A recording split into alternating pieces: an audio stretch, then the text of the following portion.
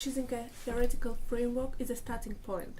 For example, I see a person disengaging from the labor market at the age of 55 because he considers himself to be too old for this job. And whether I should take this action, on the population level, not addressing the individual one, at the freedom of choice and his decision, which was brought by some circumstances, or should I address it as the thing that is not right and happened because of the ageist environment, or because of the accumulated disadvantages, or because of the problems on the meta levels when organizations don't provide training, or because of the structural ageism happening. If I choose, for example, a disengagement theory or an activity theory at the starting point, the results, the lenses through which I will be evaluating this event will be totally different. And as we're trying to bridge science with policy, the political outcomes would be really different. So I would be a bit more skeptical about that it's just a starting point, because the starting point, from my perspective, can change the perspective. Yeah, then I'd say what you said right now, it looks like you are not disagreeing this. What I said, it's you are agreeing in a different way. That you said, that is my understanding. Like when you are saying you took this disadvantage theory or activity theory as a starting point, maybe you cannot use this thing. But when you are starting with these two theories, for example, it will give you that perception what not to do, what is what you cannot use in your future studies, what you can exclude or what we can include. You will get that sense from that preliminary stage of as Andreas said, like it's a theory is not separated from the history.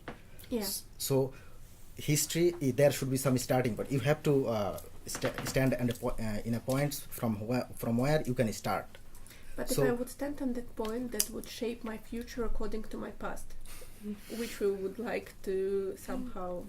No, I would say your future will not be shaped by the past, but your future will be modified by the past. Yeah. Isn't it? Maybe with the influence of past. Okay, maybe this influence could be you could come up with a very new thing, or you could agree with that previous one. It depends on how you are using this thing and how you are using that theory and how you are getting. Can you reformulate the usefulness of standing on that point? I think I just missed the idea why it's useful to start from the theory that limits you. Okay. So when I was saying the usefulness is if we consider any theory, not only these three theories, if we consider any theory as a starting point, which is maybe related to overall social science, not with our aging or later life courses, but we can, I don't know, as Hannah said, I totally agree with her that I couldn't fit any of these theories in gerontological perspective. So it comes from social science in a broad sense. So if you pick any theory for that goes with your current research, maybe you will get some sense from that, and that perspective and that perception will help you to reformulate your new thinking. So in my opinion, we can, at least as to start a research, we have to fix a point that we will start from here. But won't this point limit your research, so you won't see the broader perspective? But aren't you anyway limited, because you cannot have take knowledge of everything and take into account everything. So we will do research, but we will not look into biology because and now a biologist would come and say, but that's how you suppose it there. I mean, you need to account on the genetics of aging and so on. So I think taking a theory as a starting point and being aware of that starting point and being aware of the implications isn't that bad of a choice. For example, I was now thinking about when I would take disengagement as a starting point, what questions would I ask before I would apply that theory to any empirical material? And I would, for example, ask myself, how society, so that would be an interesting question, how society distributes engagement opportunities between individuals. And you can have immediately, without having the normative perspective, a kind of inequality view on it. And that already allows me to be open for ageist processes and ageist dynamics. Or I could, for example, challenge disengagement theory in asking, okay, you call it disengagement theory and you focus on the disengagement from work roles. So you write from a perspective, from a societal perspective that values work as the central engagement and central contribution to society. And how can we reframe, or how can which structural dynamics of society work on at the moment right now on reframing these kind of value systems? Or how do it, if I look on a micro level, how do individuals work on changing or shaping society's values so they fit into their own life context? And so I think, for example, if you want to take disengagement, that would be some questions that I would ask, although I wouldn't start. but it has different reasons, because it's structural functionalism, and there are huge implications that come with that. But you don't start as a disengagement theory fanatic or as a functionalist or so. But there's something. No, but there's something in between. I find a theory on the street, and I have all the knowledge in the world. So usually there's a problem definition. So you have a purpose with your research, and then you have hopefully a review, and you have get an overview about the field, and then you have to position yourself in a way, and then you have to choose a theory, and then you can start from it. So it's probably not without any precondition. So nobody forces you into something, and on the other hand, it's not that you need all the knowledge in the world. So you could have a political ambition, or you have a policy question, or you have an urgent problem. So too many people are dissatisfied with early exit, and something happens. So then you probably don't choose disengagement theory that talks about new freedom. But there is maybe some thinking before this, and so that also a research process hopefully doesn't start with a theory, because then it can be easily be ideology also in the beginning. So it needs a process in the beginning. That's why research is also a cumulative process. So hopefully in 10 years you are able to choose a better theory than you do now, maybe because you know more and you have a better overview of the field. So then maybe it doesn't happen that you have to start with disengagement theory, if I understand this. That makes me think about, I don't know if I'm allowed to speak in this seminar, but I was wondering that too. That's the icebreaker. I just started thinking about an interesting piece in the Journal of Aging Studies that was published in 2008, and it's titled Coming of Age, Critical Gerontologists Reflect on Their Own Aging, and there's like shorter pieces of key theorists, key critical social gerontologists, and they actually analyze where they are older than when they were starting their career, and they're sort of reflecting on their own age and their own sort of theorizing and what they actually did and what do they know on the basis of that. It's an interesting piece because there are I was invited to review it for Aging and Society back in 2008. And you have people like Andrew Achenbaum, Carol Estes, John Hendricks, Ronald Mannheimer, Tony Calasanti, Stephen Katz, and others. So it's just really an interesting piece. I can send you the ref. And hopefully also we get the PowerPoints. Yeah, good. I think that really... And we should distribute all the PowerPoints, of course, yeah. Pardon? We should distribute all the PowerPoints, of course, yeah. I think that really speaks to the importance of us to reflect on our own thoughts and keep track of it as we do our research. Based on my personal experiences of my aging and my personal experience of aging in my research, I feel like that's something that I've been thinking about a lot lately. I want to kind of keep track of what I'm thinking as I read more literature on the field and get a better feel for the field. Absolutely. But also reflexivity in terms of what you choose. Yeah. And also I think the background of the researcher is also important. As for foreigners, from the East Asian countries, and when we're looking at the Western cultures, especially the ageism in the Western culture context, it's very different. And perhaps we think it's rationalized or it's justified, but from the Western culture, it's totally different. It might be ageism. Maybe it's yeah. Actually, that was one thing when I read all these articles, I felt, whoa, it's such a Western perspective and only a Western perspective. And I was wondering, are there theories in Asia or other theories, because in occupational therapy we have some theories from Japan, for example, models from Japan. And I really see there are huge differences in how life is perceived. And I wonder, maybe, I don't know, maybe we can learn from each other more. That's what I will learn from each other. And plus, you see, the ageism, we had that contribution from everyone, every SR, that they can define in their own language what ageism is. So I was very surprised to see everyone's input that ageism is perceived very drastically different in every culture. And sometimes it can be there was a debate of positive ageism and negative ageism. So there are examples in every culture where you can find. But learning from each other can prevent and prepare us from going through the same experience which the society is going through right now. That's interesting. I think I really enjoyed these discussions, and like Piero, I was wondering, can I come in?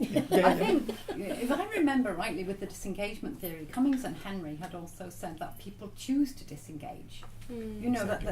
So this doesn't have to be seen to be negative. And it is built in its time, because now you guys will be very lucky to retire. You'll be wanting to disengage, So I think a lot depends on the drivers. No one theory would actually expose ageism as such, because it depends on the drivers and the motivations. And I take your point. We're engaging and disengaging in many things in our lives. We have to move on. But I think, have we been made to do this because of our age is the only way that you would actually find out if it was ageist. Because the disengagement theory is, and probably being the oldest person in this room, I would say that, we now have governments are saying we can't afford to let you retire. You have to retire at 66 or 70. You guys will probably be 80 or 90. Because the whole thing about retirement is you're supposed to drop dead soon after. You are. That's why it came about. And no government can afford to keep people for 30 years on a pension.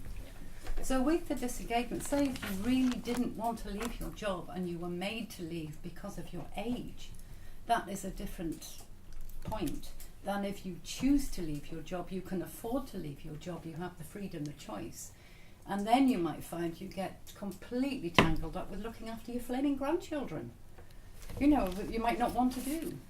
So I think drivers are a really important point in the discussion. But is it really your choice, or it's self-stereotyping that make you choose disengagement? Is it your choice that you choose to disengage, or that's because of the self-ageism and self-stereotyping that make you think you're too old? I have a friend who's 83 and she will never watch the news now. She doesn't want to know what's happening in the world. She said it's depressing. She doesn't need to know. So she has chosen, if you could call that dispassionately disengagement, but she doesn't want to know. Why would I upset myself? I'm 83, So maybe that's self-ageist, but it makes her happy. So there are drivers and choices in all this. So, this is at the sort of micro level of the human choice. And sometimes we say we have choice, but we realise that we have very little choice, in many things that we do. But she has completely chosen to not involve herself in world politics, which I would call a form of disengagement. But maybe when I'm 83, I might say that's exactly right too. To this point, I learned a new thing today, and that is that retirement age in Israel is for male is 67, and for female is 63. 62. So 66 in the UK, my dear. Yeah, but and why is different for gender? It's why it's different, and age, and then again coming to that point, is it like a freedom of choice for females, that females wanted to vocalize their choice and they ended up into policy for retiring at 62, and males are retiring at 67. But if you were studying sexism, you would say that was sexist. Yeah. But is it the only problem in Israel? I don't think so, because in subcontinent we have the same problem. Yeah, there are many. I don't know, in Western country also maybe they have the similar pattern. Like for male, retirement age is different than the women. So it's a like it becomes common now. But then you take another slant on that. If I was a window cleaner, retiring at 66 would be a lot more frightening than retiring at 66 as a lecturer. So, you know, class, status, all of these things come into play. So a theory is a framework that you would use. But, you know, the nuances within that framework have to be certainly considered. Yeah, that's why maybe I was thinking. Well, I was thinking about the EU. They made a list of the dangerous jobs that are allowed to retire earlier. You know We don't list? have that. And there is a list of, let's say, heavy jobs considered by the EU. And the other thing I was thinking is that old. When my parents were 50, they called the both of them oldie. And at that time they were old, and they were acting out as being old because that was the way that was done at that time. But nowadays, if you're 67, you not only should be able to walk and work, but also run a marathon. And I think all this is based on economical things as well. We have a high age of retirement because of the pension. It's not because of beliefs that we can do things for longer, that makes us happier. There's nothing about that. It's only an economical reason. The pension funds cannot pay for my pension. So I don't think we should put it on the personal level if it's an economical decision, based decision. But, for example, I'm only throwing it on the table. yeah, but like responding also to you, I mean, what I think is ageist is like putting norms on people, and it can be about age and it can be about other things. For example, the retirement age. I mean, people see that as like the achievement of the life. You know, I've been working so much, I want to retire. I have the right to retire. But we think about that because like for like 50 years now, it has been like that. Retirement was like the golden age. But I feel like my generation maybe, we don't really think about, I mean, I don't think about retirement like that. I don't dream about, I would like to retire. I'm waiting for like the cruise in retirement. So I think like we have to be able to like think forward, also in theorizing that like people in 20 years will not look at stages of life as we think now. And we will need to maybe work longer, and this is due to like impossibility to pay retirement benefit for like all the people we are. But still, maybe people will not like really perceive it as like an obligation. I mean, I think norms are changing and expectations are changing, and I think aging theories need to change according to these new perceptions. And like talking with like old labels, in my opinion, is going to be outdated really soon. And maybe we are talking about like 100-year change, because of course if we live like till 90s, we are gonna be old in a long time from now. But still, I think this rethinking society from researcher perspective is needed. I mean, to adapt our theories on the new society and generations. Can I make just one small remark? When I was your age, I did not think about retirement in the way I'm thinking now. So maybe this all sounds wonderful, but it could also be that because of your life and